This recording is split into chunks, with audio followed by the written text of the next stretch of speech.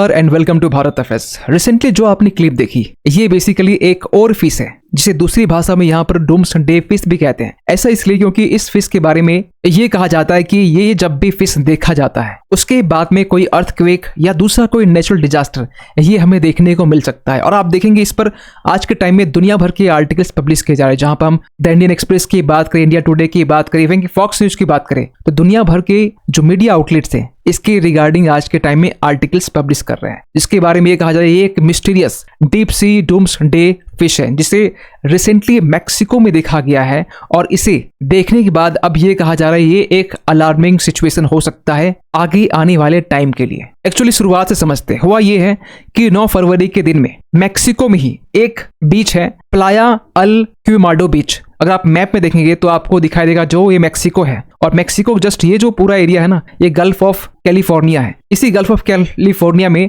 आप जस्ट यहाँ पर देखेंगे तो ये प्लाया एल क्यूमाडो है।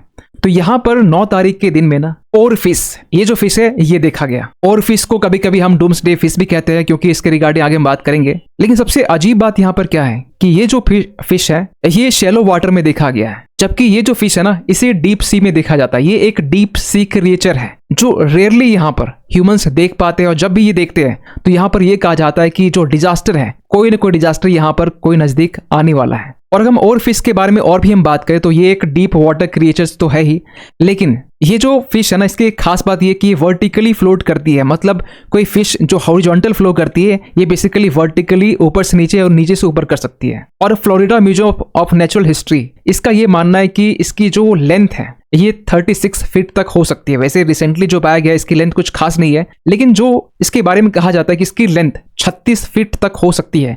और रियलिटी में इसे देखा भी गया है कि जो इसकी जो लेंथ है, बहुत सारे ऐसे इमेजेस आपको मिल जाएंगे जहां पर जो और फिश की जो लंबाई है वो काफी ज्यादा है। और ये ओशियन से या सी सरफेस से 3280 फीट तक इनकी जो डेप्थ है यहाँ पाया जा सकता है। लेकिन जो कॉमनली है ना आमतौर पर ये 656 फीट के आसपास में ये जो फिश है वो पाया जाता है। और यही एक रीजन बन जाता है कि जो और फिश है इसका कोई कमर्शियल वैल्यू नहीं है। मतलब इसकी कमर्शियल पर्पस के लिए इस फिश का यूज नहीं किया जाता है। इसे वैसे बेसिकली ये भी देखा जाता है कि ये जो फिश है इसकी जो मीट होती है ना ये इनएडिबल होता है, मतलब ये खाने योग्य नहीं होता है, ग्लेटिनस होता है, मतलब ये चिपचिपा सा होता है। और खासकर ये जो और फिश है ये वाइडली डिस्ट्रीब्यूटेड है अटलांटिक ओशन में और मेडिटेरेनियन सी में। और ये बातें की जाती है कि जब ये फिश देखा जाता है ना तो हो सकता है कि अपकमिंग एक डिजास्टर हमें देखने को मिल सकता है। कोई अर्थक्वेक हो सकता है या दूसरा कोई नेचुरल डिजास्टर हमें देखने को मिल सकता है। क्योंकि आज के टाइम में जो सोशल मीडिया में ये बातें की जा रही है कि does that means doomsday is coming, क्योंकि मल्टीपल और फिश देखने के बाद में ये अनुमान लगाना ये कोई नई बात नहीं है। क्योंकि आज से कुछ साल पहले की हम बात करें, 2011 की हम बात करें, जब जापान के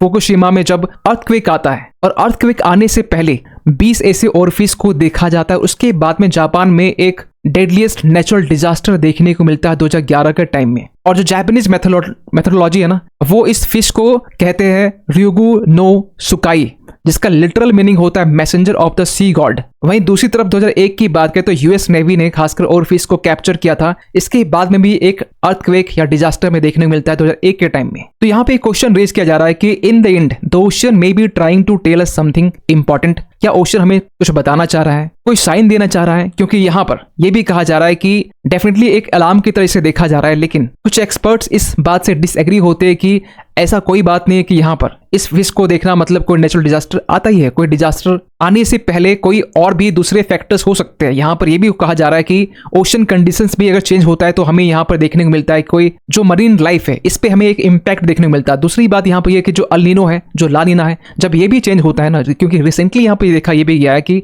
जब ला नीना यहाँ पर लगातार 3 साल देखा गया, इंडिया में भी यहाँ पर आपको पता होना चाहिए इसका इम्पैक्ट होता है। और इस ला नीना का इम्पैक्ट यहाँ पर यह हुआ कि दिल्ली जैसे सिटी में यहाँ पर बारिश ऐसी हुई जिस तरीके से ईस्टर्न स्टेट्स में हमें देखने को मिलता है। एक्सपर्ट्स ये भी मानते हैं कि टेम्परेचर जिस तरीके से चेंज हो रहे हैं, वाटर टेम्परेचर्स की हम बात कर रहे हैं, यहाँ पर इलनेस और इंजरीज ये काफी ज्यादा आम हो चुका है फिश में। और इसी को लेकर ना रिसेंटली यहाँ पे एक मास वेल स्ट्रेंडिंग्स देखा जाता है, जहां पर 150 से भी ज्यादा जो वेल मछलियां है ना इसकी जो स्ट्रेंडिंग्स है वो देखी जाती है। मतलब ये तस्मानिया जो शोर्स है ना यहाँ पर रिसेंटली देखा गया ये 150 वेल जो बहकर यहाँ पर बीच में आ चुके थे, जो कि अपने आप में एक ट्रेजिक इवेंट था। और एज पर रिपोर्ट्स ये माने तो यहाँ पर साइंटिस्ट ये भी इन्वेस्टिगेट कर रही है कि किसके पीछे कारण क्या हो सकता है। एक्सपर्ट्स ये भी कहते हैं किसके पीछे कारण हो सकता है ओशन कंडीशंस जो जिस तरीके से फ्रिक्वेंटली यहाँ पर देखी जा रही है बदलते हुए, क्लाइमेट चेंज रीजन हो सकता है, और सबसे बड़ी बात पॉल्यूशन, जिसको लेकर आज के टाइम में दुनिया भर में बातें की जा रही है, इंडिया में बातें की जा रही है। और अगर हम मैक्सिको की बात करें ना, जहां पर बेसिकली ये फिश को देखा गया है,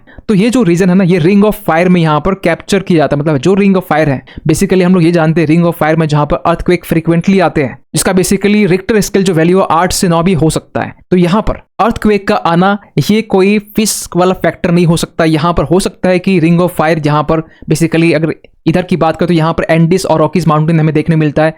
इस तरीके से हमें ये जो पूरा रिंग ऑफ फायर जो बनता हुआ दिखाई था, यहाँ पर नेचुरल डिजास्टर हमें देखने को मिल सकता है। खैर, आप क्या सोचते हैं इसको लेकर कि और फिश का पाना या फिर से इसे देखा जाना ये बेसिकली एक संकेत है कि आगे आने वाले टाइम में एक मेजर अर्थक्वेक या कोई नेचुरल डिजास्टर हमें देखने को मिल सकता है, या फिर ये एक मिथ है? कमेंट कीजिएगा इसको लेकर। और फाइनली जाते जाते एक क्वेश्चन आप सभी के लिए, यहाँ पर जो पार्किंसन डिजीज है, रिसेंटली ये न्यूज में था, आपको बताना ये है ये किस टाइप का डिसऑर्डर है। आपके सामने ऑप्शन है न्यूरो डिजेनरेटिव डिसऑर्डर, या फिर कार्डियोवास्कुलर, ऑटोइम्यून, या फिर मेटाबॉलिक डिसऑर्डर। सही आंसर कीजिए कमेंट सेक्शन पे। मिलते किसी अगले वीडियो में, तब तक के लिए थैंक यू सो मच।